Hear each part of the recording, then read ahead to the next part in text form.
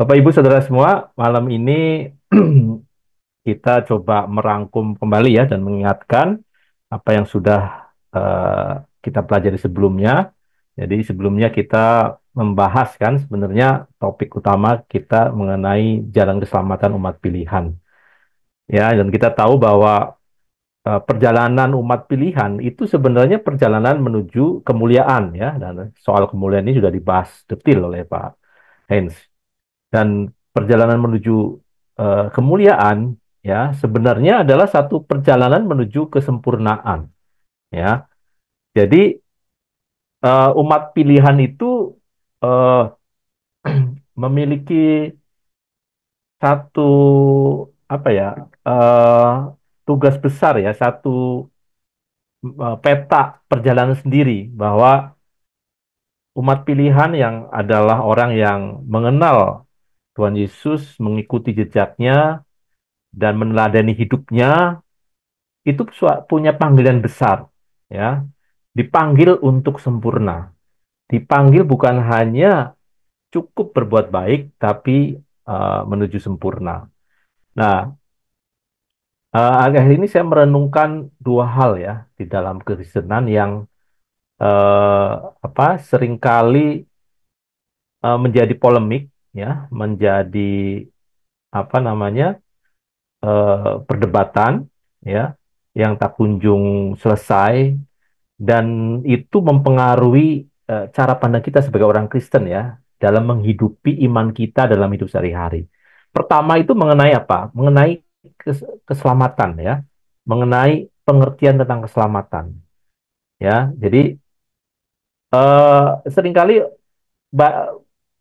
sedikit mungkin ya orang Kristen yang menyadari bahwa eh, menjadi orang Kristen itu bukan hanya apa ya selesai dengan kematian Tuhan Yesus di kayu salib yang menyelamatkan kita dari dosa, berarti itu perjalanannya sudah selesai. Artinya kita udah diselamatkan, selesai ya.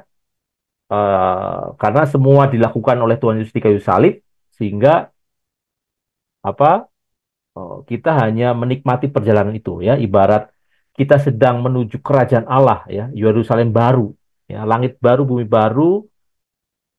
Di dalam langit baru bumi atau ada Yerusalem baru ya, imajinasi kita tentang keselamatan yang diberikan oleh Tuhan Yesus ya, kita seperti diberikan kendaraan yang otomatis akan masuk kepada kerajaan Allah itu ya.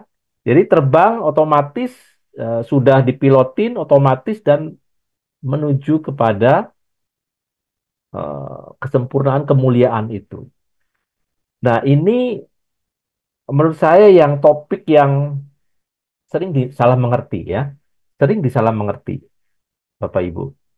Nah, mungkin kita diskusi ya, pengertian keselamatan yang sering disalah mengerti ya, itu seperti apa ya. Jadi kalau kita lihat nih, ibaratnya ini balon udara itu adalah orang umat pilihan yang sedang menuju perjalanan menuju kerajaan Allah ya, Yerusalem baru. Eh, Banyak pengertian yang keselamatan yang sering disalah mengerti ya, dengan di ayat-ayat ini ya. Mungkin teman-teman bisa sharing ya satu dua. Ayat-ayat ini tentu benar, ini adalah firman Allah, tapi pengertiannya itu suka seringkali tidak tepat ya, sehingga mempengaruhi pengertian akan keselamatan itu sendiri. Nah, Bapak Ibu, teman-teman, kira-kira apa dari ayat-ayat ini atau mungkin ayat-ayat yang lain yang Bapak Ibu, teman-teman semua bisa berikan, apa yang sering disalah mengerti tentang pengertian keselamatan? Jadi kita basic ya, balik ke dasar sebelum nanti masuk ke topik yang lebih tinggi lagi. Ada teman-teman yang bisa sharing? Eh, Yuli, Bu Esther, ya Yanti, siapa? Dari ini ayat firman Tuhan ya, tapi seringkali punya pengertian yang kurang tepat ya, atau mungkin teman-teman yang di sini, yang di Zoom ini masih punya pengertian seperti itu mungkin, atau yang ya yang ada di lingkungan gerejanya apa yang diamati gitu. Mungkin sekarang udah berbeda ya karena sudah ikut Zoom ya, tapi pengertian umum apa? Ya, coba kaitkan dengan gambar yang sebelah kirinya itu. Ada? Kira-kira apa? Ya, pengertian keselamatan yang Boleh saya, Pak. ya, Ya, ada banyak pemahaman yang salah tentang pengertian keselamatan, yang salah disalah mengerti ya. ya, Eh, Orang berkata bahwa sekali selamat, selamanya selamat. Jadi otomatis bahwa Yesus mati sudah menyelamatkan, otomatis orang akan masuk surga. Begitu. Ada juga pemahaman yang mengatakan bahwa Yesus sudah berkata sudah selesai. Artinya semua dosa-dosa kita sudah diselesaikan dan kita apapun yang kita lakukan, Yesus sudah menyelesaikannya. Yesus sudah mengatakan selesai, artinya kita semua diselamatkan. Otomatis keselamatan itu jadi bagian kita. Itu salah satu Pak pengertian yang salah. oke, makasih Bu Nur ya. Ada yang lain ya? Coba kalau saya menggambarkan ilustrasi tentang perjalanan balon udara itu ya menuju langit baru bumi baru, apa? Ada yang bisa mengaitkan nggak dengan gambar di atas? Itu ada tali ya Pak ya, jadi hanya sejauh yang sebatas tali itu doang, tapi nggak bisa melambung kemana sampai ke tempat yang dituju Pak ya. Dia kan hanya sebatas panjangnya tali gitu Pak. Hmm. Jadi dia nggak bisa sepertinya terbang tapi ya sebatas itu doang gitu loh. Oh, oke.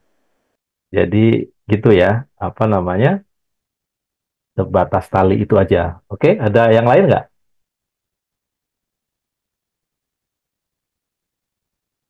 Ada yang lain? Nah, mungkin tipsnya ini dikaitkan dengan, ini kan sudah peta perjalanan empat pilihan ya dari masa lalu, masa kini, masa depan. Nah, ini ada kaitannya dengan ini. Jadi kita coba selalu mengaitkan dengan pelajaran dulu ya supaya nggak lupa ya. Ya, pengertian keselamatan yang disalah mengertikan ya dengan ada hubungannya dengan gambar-gambar ini. Coba bisa kita uraikan seperti apa ya teman-teman coba elaborasi ya. Yoklin saya bisa ini memberikan masukan atau apa penjelasan apa yang kamu amati ya tentang eh, umumnya orang berpikir keselamatan itu salah gitu ya, salah salah pengertian gitu atau kurang tepat gitu.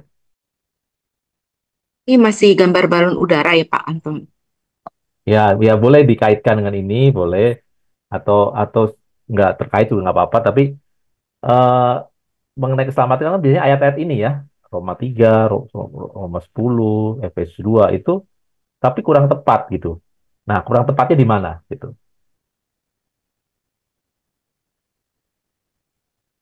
Em, Kan keselamatan itu biasanya mereka hanya bilang dengan li- em, lidah mengaku maka kamu akan diselamatkan.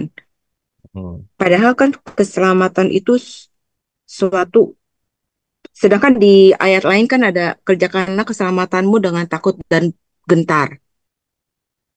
Jadi itu ya mula-mula memang kasih karunia Allah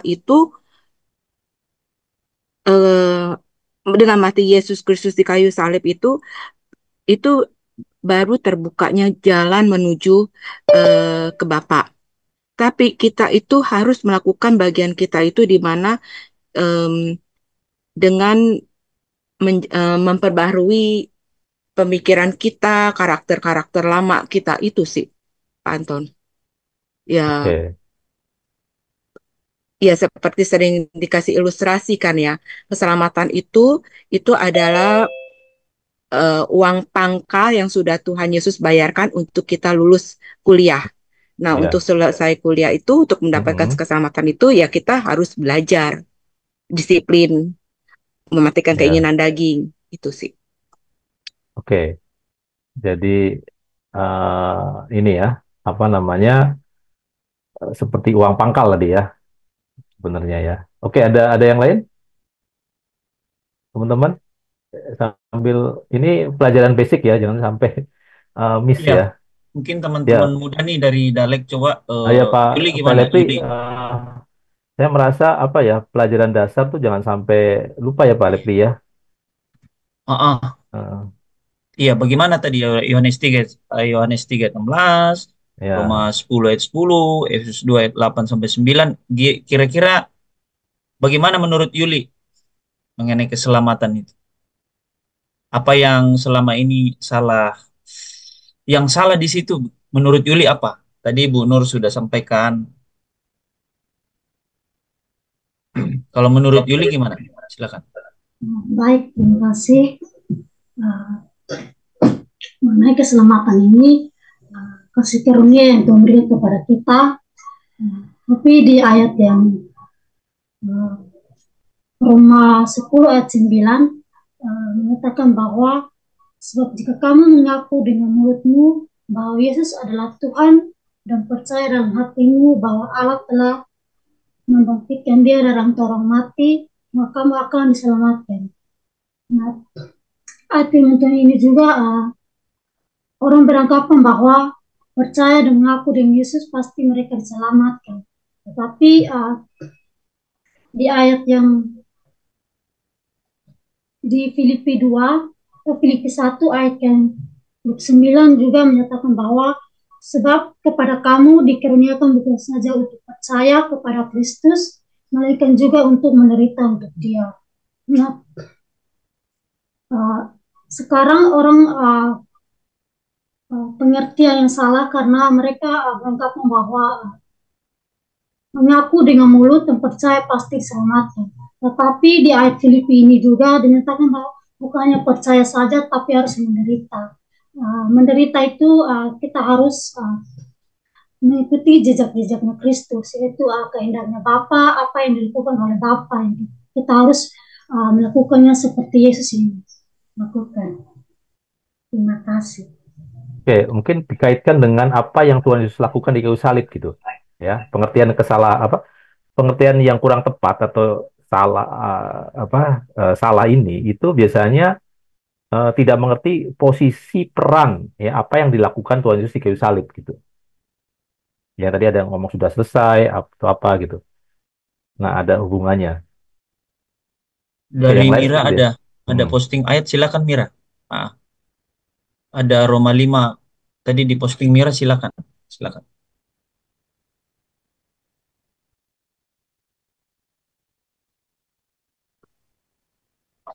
Ya, di Roma 5 ayat 8 sampai 9 itu terkadang kita terpaku dengan ayat ini bahwa hanya dengan jalannya Bapa mengutus Yesus Kristus ke dalam dunia untuk menebus dosa kita sehingga kita diselamatkan.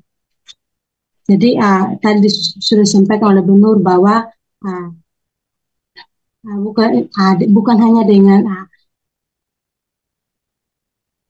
bukan hanya dengan Yesus Kristus mati di kayu salib sehingga kita diselamatkan, tetapi kita harus menderita.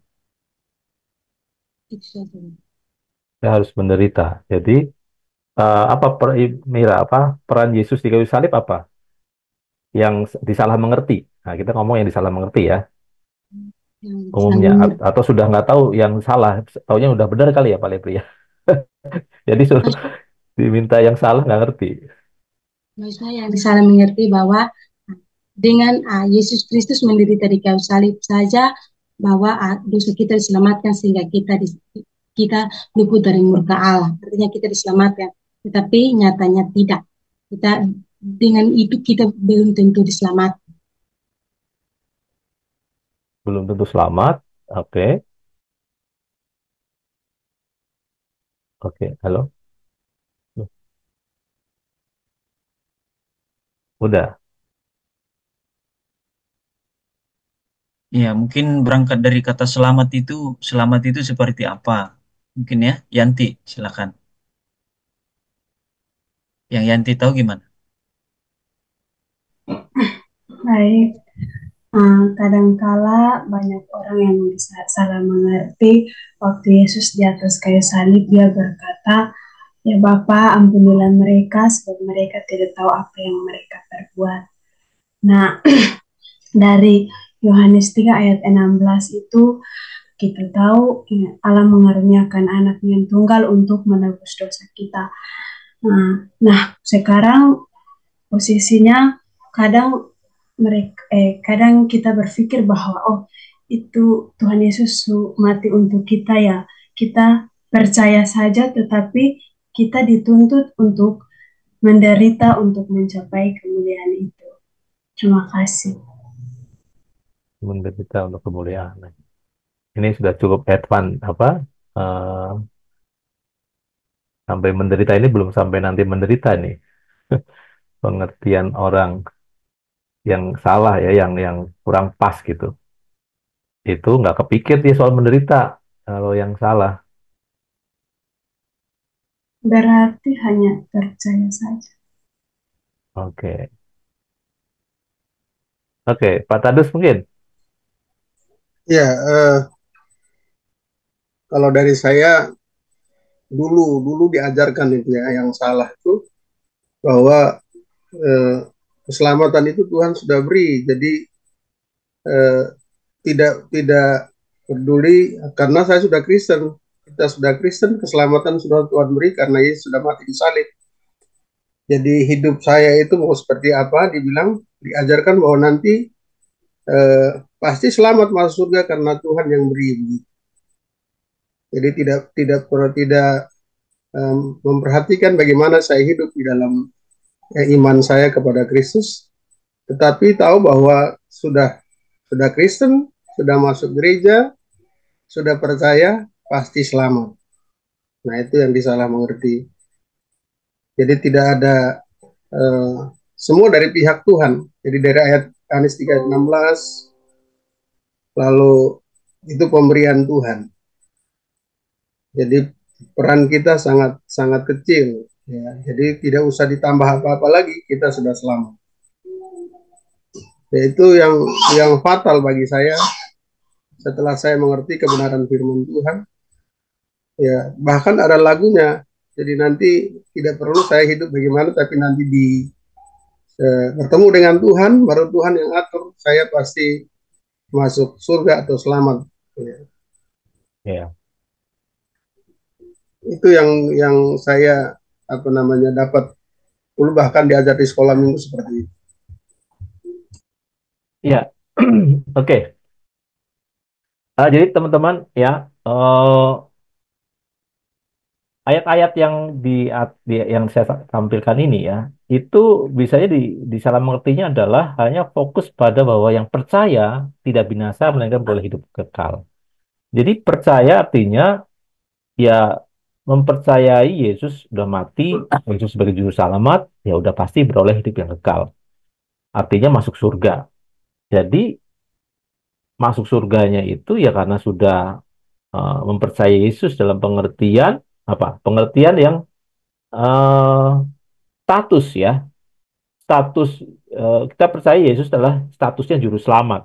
Jadi dengan mempercayai statusnya itu ya berarti status kita itu udah masuk ke kelompoknya Yesus. Jadi selamat gitu. Ya. Yang Roma 10 juga eh, apa dengan hati orang percaya dibenarkan dan orang mulut mengaku diselamatkan. Jadi kalau udah mengaku pasti diselamatkan ya. Pokoknya mulutnya mengaku diselamatkan. Ya, yang Efesus 2:8-9 ya jelas nih, itu bukan hasil pekerjaanmu, tidak ada yang memberikan diri. Jadi itu kok pemberian Allah tuh, ya. Keselamatan itu udah pemberian Allah, udah. Jadi kalau sudah diberi ya udah pasti kita tinggal menerima saja.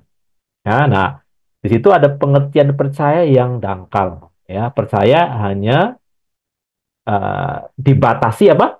Dibatasi hanya dengan pengakuan status secara akali saja gitu, ya. Nah, ibaratnya itu kalau ini bisa saya gambarkan ya, eh, orang yang sebelum zaman Yesus, orang yang manusia yang sudah jatuh dalam dosa, ya, kalau di gambar sebelumnya ini kan, ya, dia kan akan meluncur ke neraka, ya. Nah, ini dia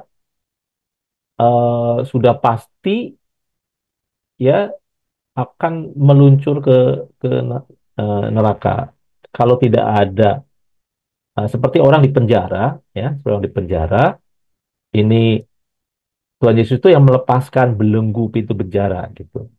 Ya, jadi ada kesempatan orang untuk keluar sebelum Yesus mati di kayu salib, itu tidak ada kesempatan. Tapi pengertian yang salah adalah bahwa Yesus mati kayu salib itu otomatis tadi mengantarkan orang ke surga, ya, ke surga. Jadi kalau dikaitkan dengan ini kan ini perjalanan manusia nih menuju ke surga. Itu ada tali yang mengikat ke bumi. Ini impossible, ya betul nggak? Makin kita membesarkan energi di sini, ya, tenaga dorong dari balon ini, bisa nggak dia terbang? Semakin semakin sebesar-besarnya, ya, panas dari balon itu, ya, daya dorong atau besarnya energi untuk melaju. Kalau ada tali yang menghujam ke bumi, kira-kira bisa lepas nggak, teman-teman? Nggak kan? Impossible. Ini tidak mungkin bisa lepas sekuat-kuatnya, ya. Kita berusaha menambahkan panas, energi, bahan bakar, ya. Balon ini nggak pernah bisa terbang. Tidak pernah bisa terbang. Sebesar apapun usaha manusia, ya, nggak akan bisa terbang. Ya, akan selalu tertahan di bumi. Ya. Kalau di bumi ini dibinasakan, ya balonnya akan binasa.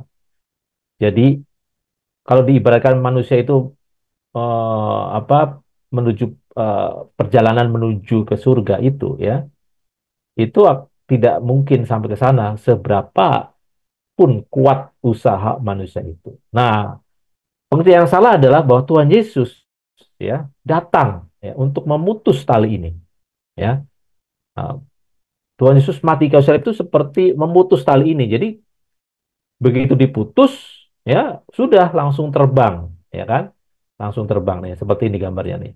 Nah, dia mutus diputus talinya sama Tuhan Yesus dengan mati di kayu salib. Nah, otomatis balon udara ini, ya, kita sendiri di dalamnya itu bisa melaju terbang, ya. Ini pengertian yang dangkal, ya, bahwa Tuhan Yesus itu sudah melakukan, ya, eh, membebaskan kita dari dosa. Itu artinya memutus tali, ya, langsung si balon itu bisa terbang, ya. Si balon ini bisa terbang. Nah, masalahnya sebenarnya adalah, Bapak Ibu, apa? Apakah balon ini bisa terbang langsung gitu dengan tali ini diputus? Memang yang melakukan tali ini, ya, yang memutuskan tali itu Tuhan Yesus. Tanpa Tuhan Yesus memutus tali dosa ini, ya, ini anggapnya tali dosa, tidak mungkin kita bisa selamat. Ya, tidak mungkin. Jadi kita percaya keselamatan hanya oleh Tuhan Yesus Kristus. Di situ kita ya dan amin, ya. Keselamatan hanya oleh Tuhan Yesus Kristus. Ya, cuma pengertian dangkalnya adalah eh, tidak ada perjalanan menuju kerajaan surga itu nggak sesimpel itu, ya. Tidak aja cukup ini tali dilepas, ya. Tapi sebenarnya apa? Nah, ibaratnya, ya, balon udara yang terbang itu, ya, seperti ini, seperti eh, ada batu, ya. Walaupun ini diputus nih, ya, ke yang ke bumi ini diputus gitu, ya, dilepas gitu, ya.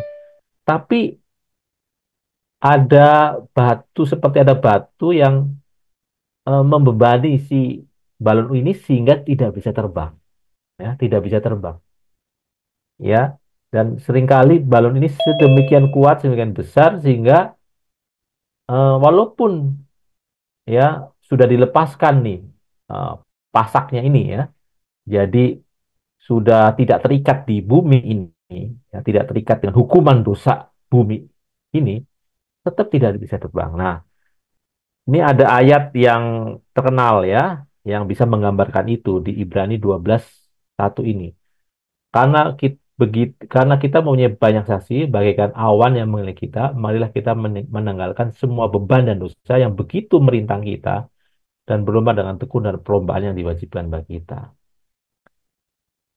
Jadi walaupun Tuhan Yesus sudah membebaskan ya dari hukuman dosa, ya, secara secara kodrat, secara de facto ya, kita masih memiliki beban dan dosa ya. Memiliki yang disebut istilahnya kodrat dosa kita yang menjadi beban dan dosa yang eh, tidak memuluskan kita untuk terbang ke surga gitu ya. Nah, banyak ayat di Alkitab ya di Matius eh, apa 16:24 misalnya. Tuhan Yesus berkata, setiap orang yang mau mengikuti aku, ia harus menyangkal dirinya, memikul salibnya dan mengikut aku. Ya, ternyata untuk ikut Tuhan Yesus, ya tidak otomatis bisa gitu. Dia harus eh, sebelum jadi pengikut ya, sebelum jadi murid, dia harus menyangkal dirinya dan memikul salibnya baru jadi pengikut. Gitu. Jadi ada proses awal gitu, ya. Ada prasyarat sebenarnya. Menjadi murid Yesus itu tidak otomatis, yang saya pahami ya. Tidak otomatis kalau kita percaya secara kognitif, itu kita bisa jadi murid. Ya, murid itu baru bisa menjadi murid kalau sudah menyangkal dirinya dan mau mikul salib. Ya, yang jelas di Lukas 14 ayat 33, ya, itu jelas ya. Demikianlah pula lah tiap orang di antara kamu yang tidak melepaskan dirinya dari segala miliknya tidak dapat menjadi muridku. Jadi gini, eh, jangankan lulus ya, jadi murid, jadi masuk ke sekolah jadi murid aja untuk menjadi murid gitu ya. Walaupun uang pangkalnya sudah dibayarin sama Tuhan Yesus, orang itu harus bisa melepaskan dirinya dari segala miliknya, baru bisa menjadi murid. Artinya baru bisa belajar ya menuju kesempurnaan itu, baru belajar bagaimana mengerti kehendak Allah. Nah, ini yang seringkali ya, dan saya alami sendiri, kita suka lompat jam gitu ya. Kita sudah bicara dimuliakan bersama Kristus, kita sudah bicara kesempurnaan dalam surga bersama Kristus, tapi kita lupa bahwa sebelum kita memulai perjalanan kesempurnaan itu, ada hal yang harus kita selesaikan, yaitu beban dan dosa yang menghambat kita, menghambat dalam perlombaan yang diwajibkan. Jadi perjalanan menuju kesempurnaan itu seperti perlombaan juga, perlombaan iman menuju kesempurnaan. Sebelum kita ikut lomba, ya, ada prasyarat yang harus kita selesaikan gitu. Kita harus selesaikan. Ya, nah, Bapak Ibu, teman-teman semua, ini mungkin yang saya mau fokuskan gitu ya, karena jangan sampai kita terlalu tinggi ya membicarakan tentang kemuliaan, kesempurnaan gitu ya. Bahwa dengan kita mengetahui ya firman Tuhan, mengetahui kebenaran tentang langit baru bumi baru, kebenaran tentang Yerusalem baru, tahu gitu ya eh, apa yang Tuhan Yesus katakan di Yerusalem baru itu, ya itu otomatis kita sudah memiliki, ya kita sudah ada dalam perjalanan itu, ya. Nah, saya ingin menyoroti apa Bapak Ibu, ya apa sih sebenarnya beban dan dosa ini, ya? Apa sih yang real, ya yang real eh, kita gumuli gitu ya, sehingga kita tuh terlibat dengan beban dan dosa ini. Jadi ini sebenarnya cukup mengejutkan buat kita ya, bahwa sebelum kita bisa berjalan menuju kesempurnaan ya, kita mengerti tentang kesempurnaan, mengerti tentang kemuliaan, ya, mengalami kemuliaan demi kemuliaan dari satu kemuliaan kepada kemuliaan lain. Kita tuh ternyata punya PR harus membereskan beban dan dosa itu. Seperti yang di kitab Ibrani, marilah kita menanggalkan semua beban dan dosa yang begitu merintangi dalam perlombaan. Ya.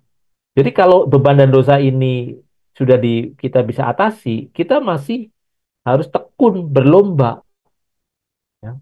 Nah itu baru bicara tekun berlomba, itulah baru kita bicara perjalanan menuju kemuliaan.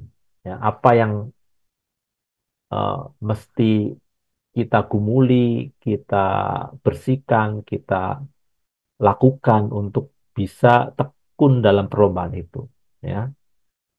Nah, seringkali kita lupa ada beban dan dosa yang begitu merintangi. Sehingga apa? Ya, seperti yang di eh, surat Rasul Paulus di Roma 7 dan 8 bahwa Paulus sekarang nggak mengerti kenapa ya apa yang ingin aku lakukan itu nggak malah nggak yang ingin aku lakukan tidak aku lakukan ya.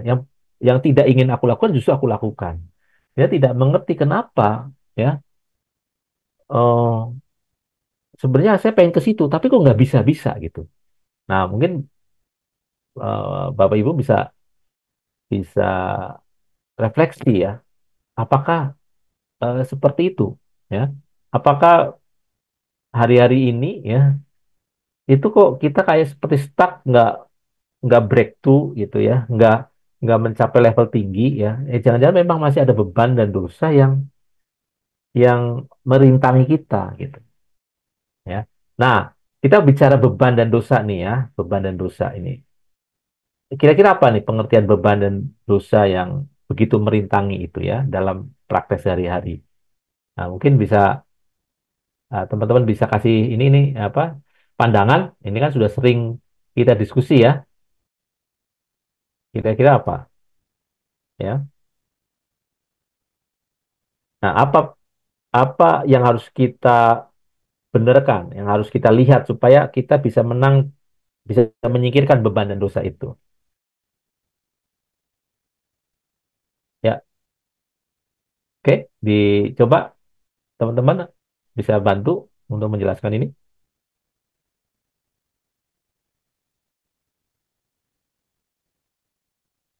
Ada yang bisa bantu jelasin Karakter dan mindset Pak Anton. karakter dan mindset. Ya, oke. Pola pikir dan ini yang menjadi beban dan dosa gitu ya. Karakter dan mindset kita.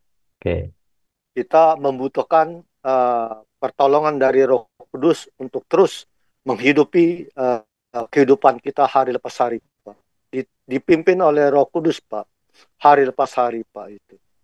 Nggak, Maksudnya, iya, maksudnya Ko Afi yang dimaksud beban dan dosa ini seperti apa nih yang kayak batu besar ini? Contoh real dalam hidup ini beban itu seperti apa, dosa itu seperti apa yang sebenarnya itu yang mengganggu kita, yang kita masih biarkan sehingga kita dibilang kita selamat padahal kita masih pelihara ini, kita hidupi beban dan dosa ini di gambar ini Ko Afi. Gitu silakan. Apakah kita masih mempunyai beban dan dosa seperti yang digambarkan ini? Kalau kita masih mempunyai beban dan dosa seperti besar kayak seperti ini, kemungkinan orang itu tidak bisa terlepas. Contoh konkret kok Afi maksudnya, ya maksudnya kalau ada beban dan dosa dalam orang-orang kehidupan kita ini orang percaya, seperti apa contohnya? Kok realnya gitu seperti apa beban itu dan dosa itu seperti apa? Kalau orang percaya masih mempunyai beban dan dosa itu begitu besar, Pak, berarti dia masih keduniawian, Pak. Dia masih hidup dalam kegelapan, belum hidup dalam perpindahan ke bagian hidup yang terang, Pak itu. Oke, terima kasih Kofi. Bu Mona tadi bilang apa? Silakan Bu Mona. Ya, kalau beban itu menurut saya adalah segala sesuatu keinginan yang bukan menyenangkan hati Tuhan, tetapi keinginan daging kita. Sementara dosa adalah perbuatan baik dari pikiran, hati yang timbul dalam hati, sesuatu yang najis atau tidak menyenangkan hati Tuhan. Ya, dengan kata lain keinginan-keinginan kita yang kita buahi jadi dosa gitu ya. Yakobus katakan gitu. Iya, betul. Iya. Ya, kita gini, teman-teman dan Pak Levi juga, kita belajar lebih konkret ya. Jadi kalau hanya mengambil ayat Ibrani 12 ya kita khotbah gitu. Ayo saudara-saudara, kita lepaskan beban dan dosa. Terus yang di kepala kita beban dosa itu apa gitu ya? Nggak real nggak itu? Bisa diterapkan nggak? Kalimat Ibrani 12:1 itu harus diterjemahkan, betul nggak? Ya kan? Nah, kita mau lebih praktis nih ya. Wah, saya mau ngajak kita lebih praktis karena ini saya akhirnya ngalami ya satu hal ya yang istilahnya nih, kalau soal pengertian konsep kan ya saya sudah cukup mengerti gitu ya. Jadi sebelum kita tahu kan, sebelum kita bisa berubah, ya, apa, bisa melakukan kebenaran, ya kita harus tahu tentang kebenaran, betul nggak? Ya, tahu konsep kebenaran, tahu nih knowledge-nya, oke. Tapi saya mengalami sendiri ya, tahu ya, mendalam, bahkan sudah mengkhotbahkan ya, sudah ngajarin orang gitu ya, nggak terbang-terbang juga gitu. Kayak masih on the ground gitu ya, dan tidak menyadari bahwa ada beban dan dosa yang merintangi gitu loh. Nah, itu kan eh, menakjubkan gitu ya. Dan biasanya itu terjadi ya umumnya pada orang-orang yang memang punya banyak pengetahuan atau punya banyak titel ya, merasa dirinya sudah titel, punya apa, pangkat gitu ya, kedudukan atau gelar gitu, sehingga merasa tahu. Dengan merasa tahu itu jadi merasa otomatis sudah bisa mengalahkan beban dan dosa itu. Sudah tidak ada halangan. Jadi sudah ikut balon udara menuju surga aja gitu dalam perjalanan gitu. Nah, apa yang saya alami adalah eh, kadang kita melakukan perilaku yang loh kok seperti ini ya. Saya tahu tapi kok melakukan lagi gitu. Ngerti nggak?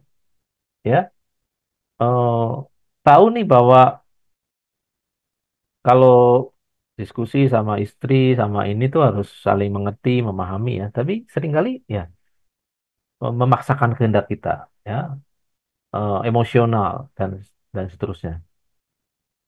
Nah, ini kita lagi mau apa namanya fokusin loh bahwa kalau kita nggak menang ini ya, kita tuh nggak bisa jadi murid yang bisa dididik menjadi anak Allah gitu yang sempurna gitu. Nah, pengertian keselamatan yang keliru tadi adalah ya, ini beban dan dosa umumnya dianggap sudah diselesaikan di kayu salib, betul nggak?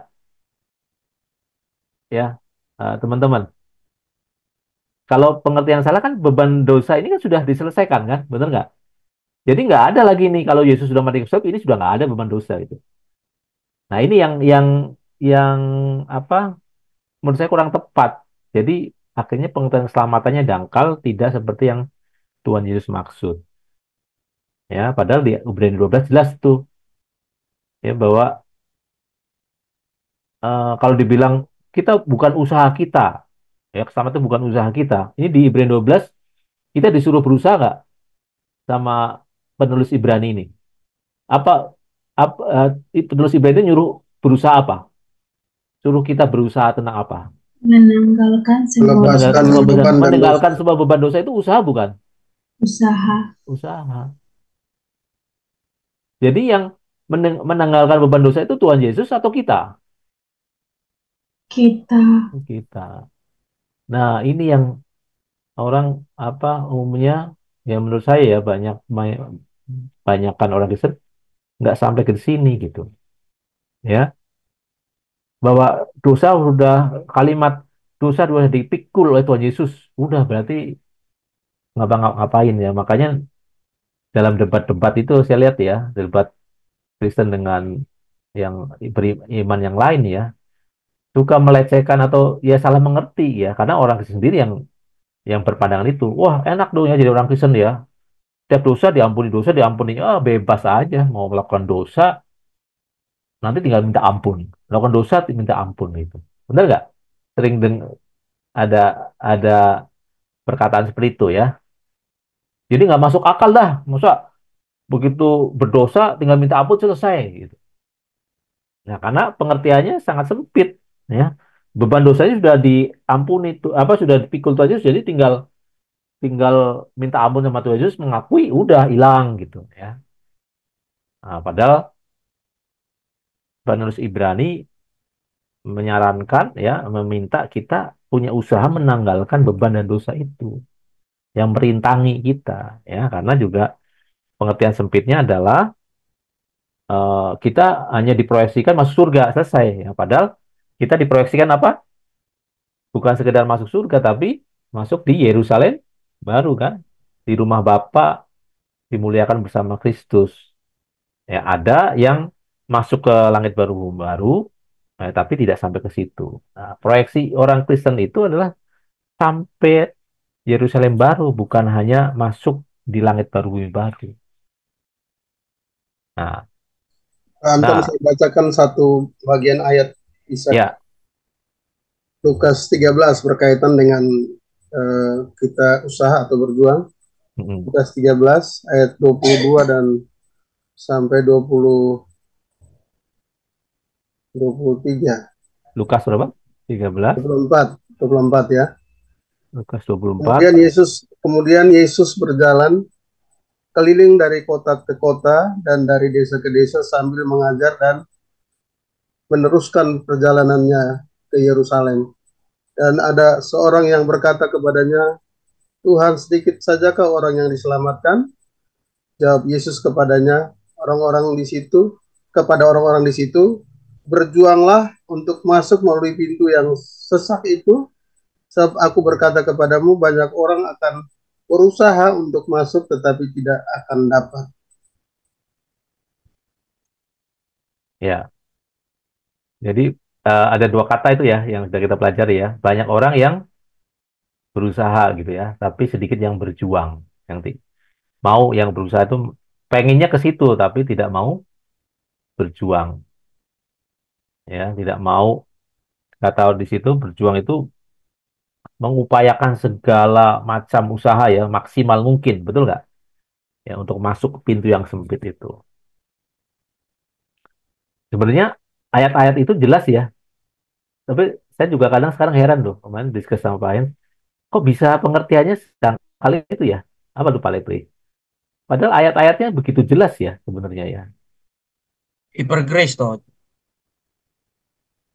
Iya, karena hanya mencomot mungkin ya, satu ayat saja, pengertiannya saja, dan tidak mendalami yang lain. Oke, saya masuk ya. Nah, Bapak Ibu, kita kita sebagai orang percaya ini sebenarnya ini ya, harus mempertanyakan dulu loh, ya. Kita tuh sudah jadi murid belum, gitu, ya. Sudah dalam perjalanan murid belum? Itu menjadi pertanyaan besar, ya.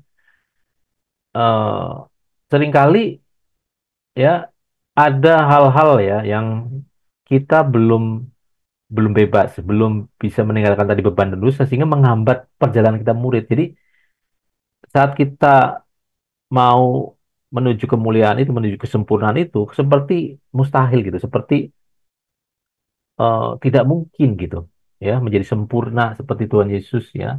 Jadi serupa dengan Tuhan Yesus itu hampir tidak mungkin katanya. Ya nanti serupanya di surga. Ah, itu pengertian yang keliru lagi ya.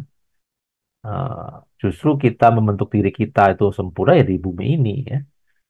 Setelah kematian tidak ada kesempatan kita membentuk diri kita. Nah, jadi apa sih mm, yang harus kita lihat gitu ya supaya memastikan bahwa kita sudah bisa melepaskan ini dan sedang dalam perjalanan sebagai murid. Nah, supaya lebih membumi ya sebenarnya apa yang kita alami sehari-hari ya tentu beban dan dosa itu pasti terkait dengan urusan jiwa kita ya, urusan jiwa kita. Jadi Bapak Ibu yang mempengaruhi ya semua eh, apa kehidupan perilaku kita itu ada dipengaruhi tiga hal ya, pikiran, perasaan, dan kita tindakan. Jadi tadi yang menyebutkan bahwa ini beban dan dosa terkait dengan karakter kita, ya betul ya, ini terkait dengan karakter kodrat kita, karakter kita seperti apa. Nah, karakter kita itu yang terjadi dalam hidup kita itu ini yang dipelajari di apa namanya ilmu psikologi ya. Nah ini ada tiga poin ya eh, yang disebut ini ada ilmunya namanya CBT, Cognitive Behavior Triangle ya. Tiga hal yang mempengaruhi hidup kita ya, secara real ya, pikiran, ya, perasaan dan perilaku. Tiga hal ini ya saling mempengaruhi ya, saling mempengaruhi ya. Eh, Bentar ya. Aduh, sorry. Jadi eh, kalau dijelaskan secara ini ya, pikiran itu mempengaruhi perasaan. Ya.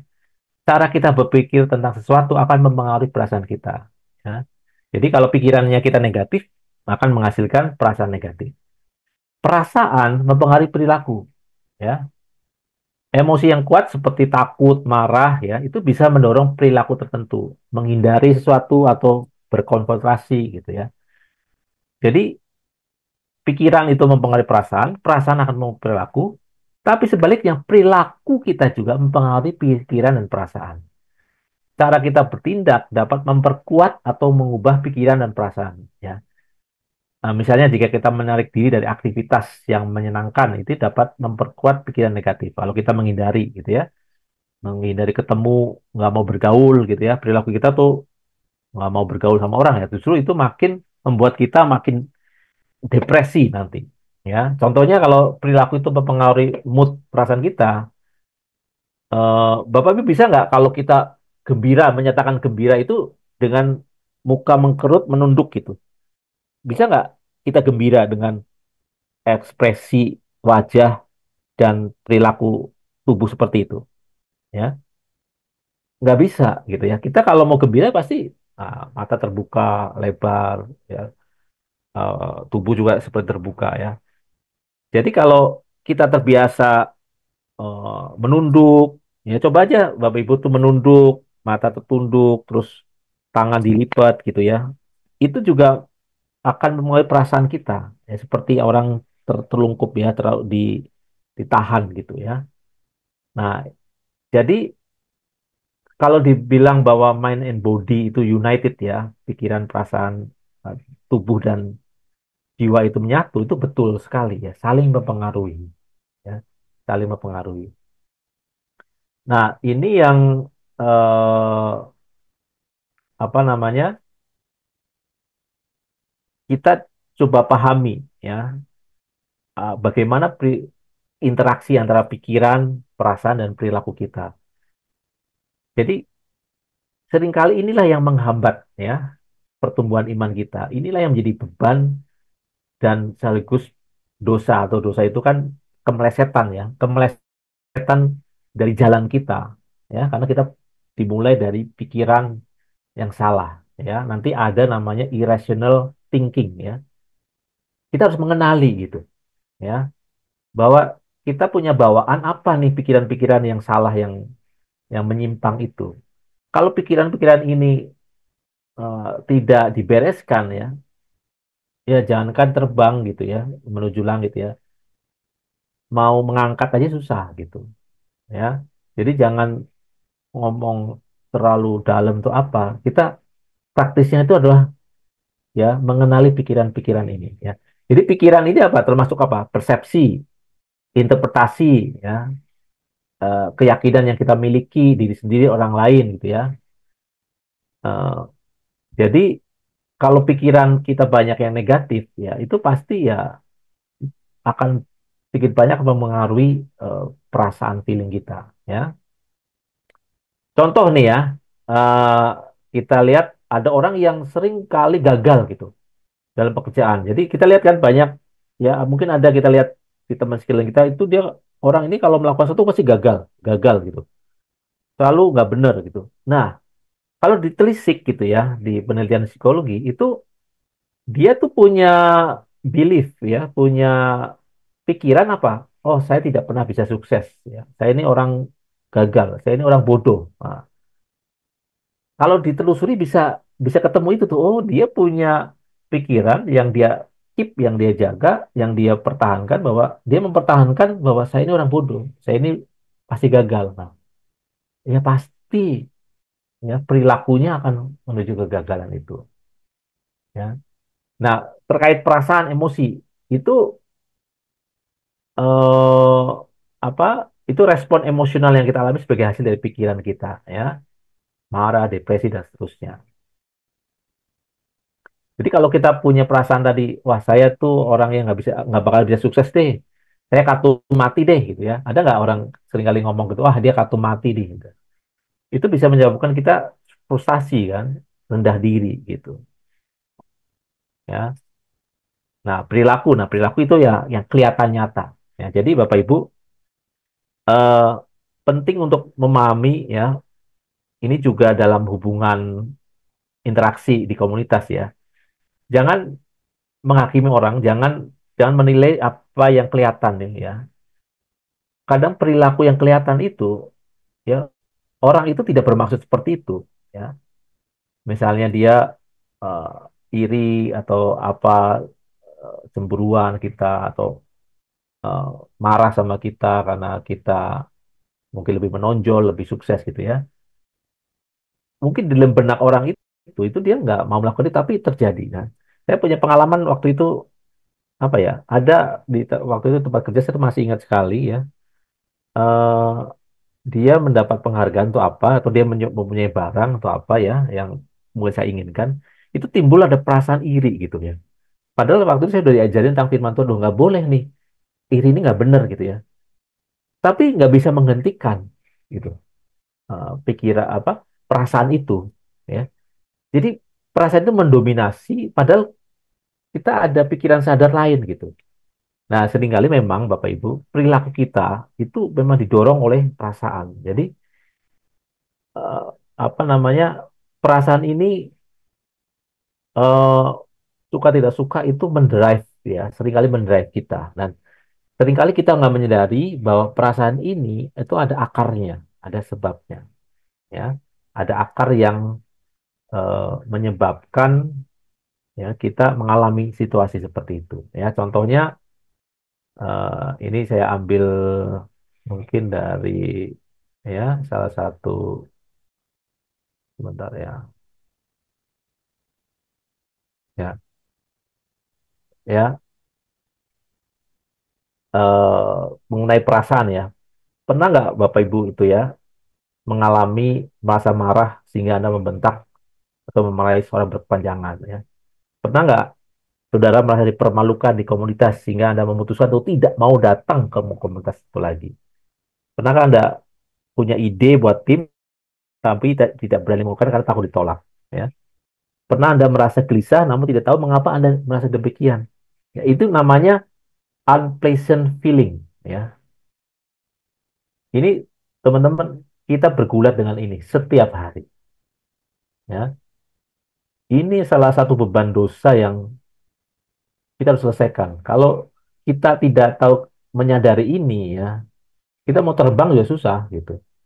Ya, sedih, malu, rasa tidak berdaya, marah, rapuh, ya, diperlakukan kecewa, frustasi gitu ya.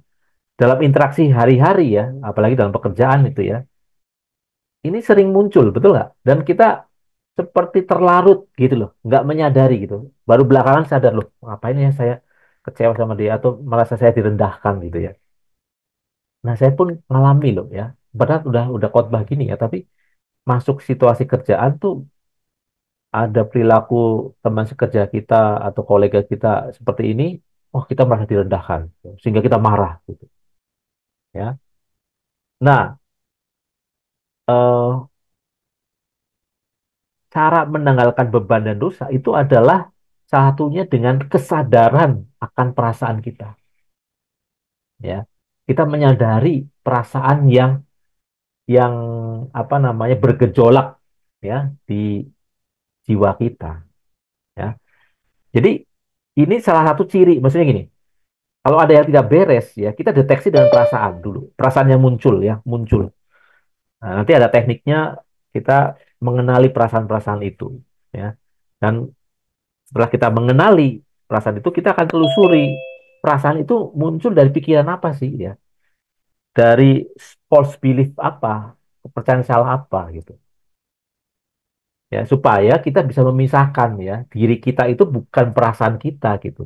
Diri kita yang sebenarnya itu bukan dikendalikan perasaan kita. Jadi perasaan itu bisa salah ya. Perasaan itu perlu didewasakan. Ya. Jadi ciri orang yang bisa menurut saya meninggalkan beban dan dosa, perasaannya dewasa. Perasaan dewasa itu ya pasti harus didasari pada pikiran yang dewasa, ya. Jadi kalau kita lihat eh, perilaku teman sahabat kita itu seperti anak kecil yang tidak dewasa, yang atau apa namanya, eh, ya memperlihatkan perilaku yang eh, kurang matang gitu ya, itu pasti nanti kalau terusnya ada pikiran-pikiran yang tidak dewasa juga, ya. Nah, itu kita alami ya, unpleasant feeling itu. Tidak menyenangkan, tidak mengenakan, membuat diri tidak nyaman ya. Itu kita nilai sebagai apa, perasaan negatif ya. Nah, biasanya apa Bapak Ibu? Terhadap perasaan ini, kita biasanya kalau nggak lari ya, eh, bersembunyi atau menutup diri. Tiga itu.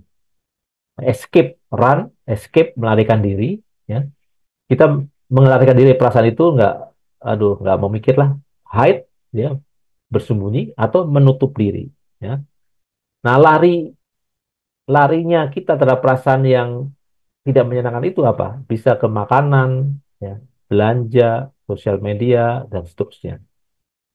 Ya, kalau yang sifatnya bersembunyi dan shutdown, ya, menutup diri itu kita sembunyi dengan tidak memikirkan apa-apa, ya, nge-freeze kalau bilangnya, nge-freeze, jadi menutup diri, ya, ya akhirnya apa namanya, eh, pembenarannya adalah udah saya mau berdoa saja sama Tuhan, gitu ya, tidak face it, tidak menghadapi perasaan itu, tapi udah dengan melakukan ritual agama. Ini yang paling berbahaya ya.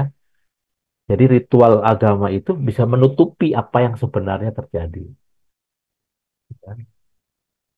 Nah, ini eh, apa? Ini sebenarnya gini. Ini pelajaran psikologi yang kalau orang psikologi hanya sebatas ini, dia hanya melihat apa namanya, dinamika di perasaan kita. Tapi kita, karena kita tahu kebenaran firman Tuhan ya, kita akan tahu cara mengatasi ini ya. Tapi sebelum tahu cara mengatasi ini, kita harus tahu mekanismenya, dinamika yang terjadi ya dalam jiwa kita. Ya. Kalau kita tahu paham apa yang terjadi, ya kita bisa menaklukkannya, kita bisa mematikannya, kita bisa memenangkannya, ya. Sehingga kita masuk ke step berikutnya, masuk ke kawasan berikutnya, masuk ke eh, wilayah berikutnya, wilayah perjalanan menuju kesempurnaan itu, ya. Nah, eh, banyak orang yang apa namanya, menghindari unpleasant feeling ini ya. Dan unpleasant feeling ini itu punya dampak fisik loh ya, yang nyata gitu ya. Bisa menimbulkan gangguan fisik gitu ya. Sakit kepala, pusing ya, biasanya gini. Nah, yang sering terjadi itu apa? Pencernaan ya, asam lambung naik dan seterusnya. Nah, saya juga ngalami gitu. Jadi kadang-kadang eh apa, ngalami tiba-tiba ngalami asam lambung naik gitu, sehingga mempengaruhi, kadang kalau saya tuh asam lambung naik tuh jantung berdebar gitu ya. Seringkali itu saya anggap penyakit fisik, ternyata seringkali bukan hanya fisik, tapi ada hal lain gitu ya. Ada perasaan yang mengumpul ya di jiwa kita yang belum terselesaikan, sehingga mempengaruhi fisik kita ya. Nah, jadi Bapak Ibu, di sini saya mengajak untuk mengenali ya, mengenali eh, perasaan-perasaan yang muncul itu ya.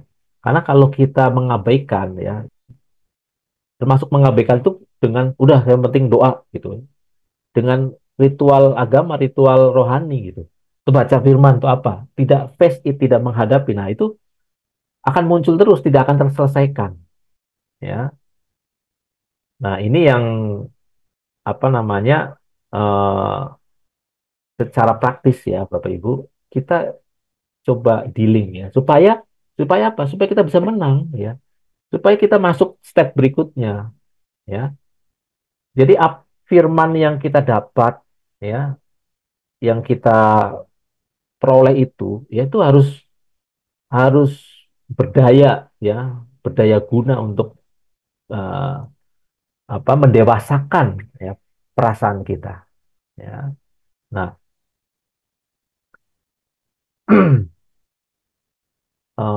ini mungkin, ya, ini ada formulanya, ya. Apa yang Anda tolak, gitu ya, resist akan bertahan, ya. Jadi kalau kita nggak mengakui, reject, nolak, malah akan bertahan di situ. Tapi kalau Anda menerima, ya, termasuk perasaan itu, kita menerima, kita punya seperti itu, akan melampaui atau akan bisa melewati, ya. Jadi kenali diri kita, ya, reaksi kita ketika menghadapi masalah, ya, saat kita sedang mengalami unpleasant feeling itu. Kenali pikiran-pikiran, apakah sudah tepat, apakah membuat Anda dapat menyelesaikan masalah yang ada dengan baik, ya. Identifikasi yang masih belum kurang, perbaiki satu persatu. Jadi Bapak Ibu, ya, ini salah satu apa? Nah, ini salah satu hal yang kita lakukan saat saat teduh, gitu ya. Saat kita punya waktu dengan Tuhan, ini kita selesaikan bersama Tuhan. Inilah yang kita sebut, ya, berjalan bersama Tuhan. Inilah yang kita sebut dekat dengan Tuhan, berdialog dengan Tuhan. Ya, berdialog dengan Tuhan, ya, salah satunya adalah kita melihat diri kita, apa yang sedang berseliweran, ya, di perasaan kita. Ya, kita kenali reaksi-reaksi kita, ya, supaya kalau kita kenali, ya, kalau kita mengenal, ya, kita bisa menyelesaikan, ya, bisa menyelesaikannya. Nah, kita bisa minta Tuhan, kita minta mohon kepada Tuhan, ini apa nih? Kenapa perasaan ini muncul? Ya, apa yang menyebabkannya? Apa sumbernya? Ya, sumber masalahnya di mana? Nah, seringkali Bapak Ibu, ya, eh, apa kita punya perasaan yang tidak menyenangkan itu, yang eh, tidak nyaman itu, ya, sehingga kita tidak dewasa. Ya, itu karena ada namanya irrational thinking. Ya, ini salah satunya, ya.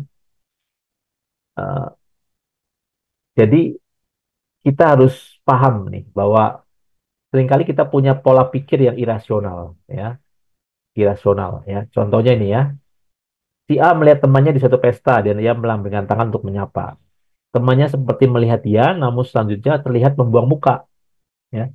Bila di pikiran A ada memori yang menunjukkan bahwa temannya itu orangnya sombong, jadi dia dalam pikirannya sudah tahu si A ini sombong nih, ya.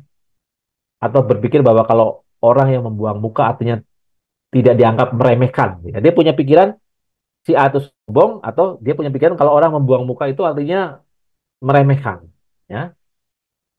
Eh, jadi maka si si A ini, ya, si A yang melihat temannya ini akan punya perasaan malu, sedih, ya. Namun bila di pikiran A ada data yang menunjukkan bahwa temannya itu orang yang baik, ya, dan dia tahu bahwa temannya memiliki mata minus sehingga ada kemungkinan tidak melihat lambaian tangannya. Nah, perasaan A akan biasa-biasa saja, ya. Bahkan dia bisa merasa lucu pada diri sendiri karena sudah melambai tangan kepada orang yang tidak bisa melihat dari jarak jauh. Jadi apa? Kondisi perasaan si A ini, ya, sangat tergantung dari tadi, ya, pola pikir, mindset yang tadi Giok disebut, mindset dari orang tersebut, ya. Jadi kejadian yang sama, ya, perilaku orang lain yang sama itu bisa ditanggapi hal yang berbeda. Nah, ini yang eh, karena kita punya pola pikir yang irasional, ya. Nah, ini yang harus kita bereskan, Bapak Ibu, ya. Ya, ini ilmu kejiwaan, ilmu psikologi bisa membantu sini, ya. Tapi setelah saya belajar, ya, mengkombinasikan antara ilmu psikologi dengan pelajaran firman Tuhan, ya, ini hanya untuk mengenali, ya, pola yang terjadi. Karena jiwa kita tuh kayak seperti mesin, ya, punya pola gitu.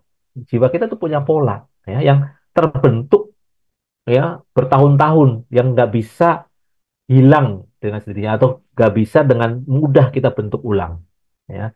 Jadi yang kita lakukan adalah dengan melihat, ya, pola yang sudah kita miliki sekarang. Kita harus menyadari, menerima tadi, oh, saya itu punya pola seperti ini, ya, punya pola pikir yang salah, ya, punya pola pikir yang irasional gitu, ya. Sehingga eh, kita bisa nanti bisa memenangkannya, bisa mengatasinya. Nah, salah satunya ini dari banyak sekali ya, mungkin nanti salah satu dari teman-teman ada yang seperti ini ya.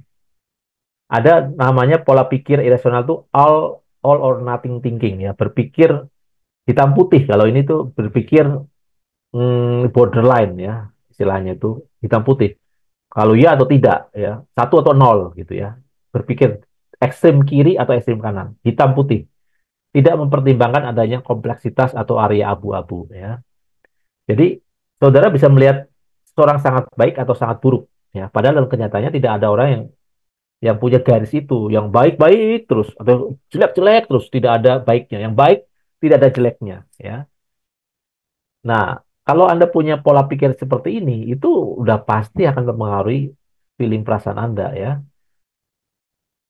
Contoh lain nih, Anda berkata pada diri sendiri, saya harus berhasil di usaha ini. Kalau tidak, saya tidak berbakat jadi pengusaha. Padahal bisa saja Anda gagal di usaha tersebut, namun bisa berhasil di usaha yang lain. Ya. Terus seorang ayah yang berkata kepada anaknya, kamu harus menikah sama orang Batak. Ya. Kalau tidak, ayah tidak merestui. Ya. Kalau tidak, berarti nggak sayang sama bapak. Gitu. Nah, jadi berpikir hitam putih. Nah, ini kalau ada kita punya seperti itu, kita harus waspada. Oh, ya, saya masih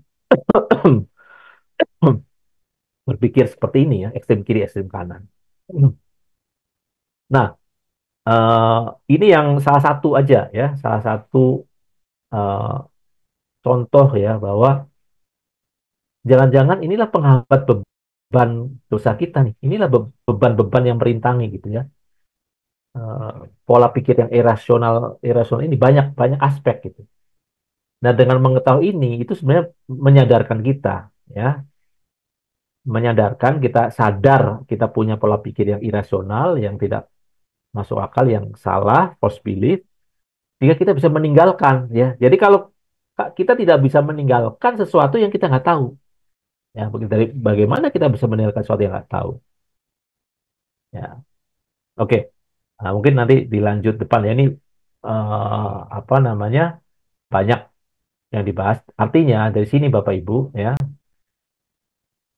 eh, apa coba kita apa membumikan ya firman Tuhan yang kita kita dapat ya. Kan sudah di Zoom ini berkali-kali ya kita ingatkan bahwa ayo kita bertumbuh ke arah kesempurnaan ya seperti Kristus, keserupaan dengan Kristus.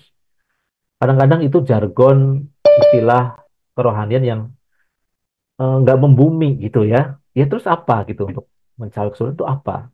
Ya, ya salah satunya yang sering diulang yang sudah cukup praktis adalah lihat keinginanmu. Kamu masih punya keinginan nggak? Ya, yang tidak seharusnya, tidak mestinya. Ya. Itu salah satu yang kita harus evaluasi juga. Nah, kali ini kita belajar melihat pola pikir kita. Ya, jangan-jangan kita punya pola pikir yang irasional, yang masih ada. Jadi kita akan bisa melihat loh, ya orang-orang di gereja, orang-orang yang melayani itu masih punya pola pikir yang seperti ini, yang irasional gitu. Jadi gini loh, kalau kita masih punya pola pikir seperti itu ya, ada irasional, nanti juga ada salah satunya adalah generalis ya, over generalizing. Jadi orang menyamakan, suka menyamakan semua gitu ya. Eh, ada namanya disqualifying the positive dan seterusnya. Itu pasti akan sulit untuk terbang untuk masuk dalam perjalanan rohaninya menuju kesempurnaan. Nah, ini yang menurut saya dan secara praktis ya dalam doa kita setiap hari dan waktu saat teduh kita itu sebenarnya ya kita mengidentifikasi perasaan-perasaan yang muncul dan bertanya pada Tuhan perasaan ini sebabnya di karena pola pikir apa ya. Jadi kalau kita dibukakan ya tentang diri kita, ternyata selama ini yang membuat saya emosi marah itu karena saya punya pola pikir seperti ini gitu ya. Saya merasa direndahkan nih, selalu merasa direndahkan. Nah, itu kita akan bisa nanti dimerdekakan ya, bahwa kita bisa mengatasi pikiran-pikiran itu, digantikan dengan pikiran Kristus, ya pikiran yang benar, ya. Jadi sebelum kita menggantikan dengan pikiran benar, ya kita harus mengenali pikiran yang salah ini. Nah, itu kita sampai situ dulu ya, teman-teman. Nah, semoga ini bisa membuka wawasan dan atau nanti minta pendapatnya apakah ini membantu kita untuk tadi bisa meninggalkan beban dan dosa. Ya, saya kembalikan ke Pak Levi. Thank you. Terima kasih semuanya. Iya, gitu kan ya, teman-teman. Jadi kesimpulannya itu bahwa keselamatan itu ya kita dimurnikan kan, ada ujian iman ya, ada pemurnian iman kita harus diuji. Ya, sebagai orang percaya itu iman kita harus dimurnikan 1 Petrus 1 dikatakan di 1 Petrus pasal 1 ya. Ya, pemurniannya itu yaitu eh, beban dan dosa tadi itu kita pikir kita udah aman tapi di dalam kita masih ternyata masih kita pelihara itu, dan memang itu tidak mudah ya, memang itu setiap hari latihannya ya, tapi saya percaya orang yang selalu membangun hubungan yang karib dengan Tuhan itu akan mendapat kekuatan ya. Nah, kekuatan itulah yang memampukan kita bisa menanggalkan beban dan dosa. Iya, iya. Kekuatan yang dari Tuhan itulah yang memampukan kita menanggalkan beban dan dosa itu.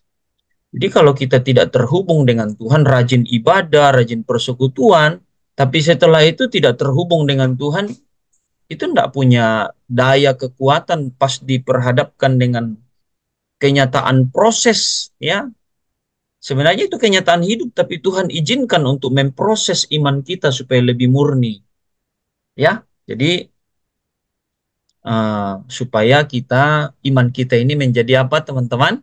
Iman kita menjadi Iman kita menjadi Dan apa? sempurna. Sempurna. Yuli udah bilangnya tadi tidak sempurna. Itu memang, jadi berbahagialah engkau yang mengetahui kebenaran, karena kebenaran itu akan memerdekakan kita ya.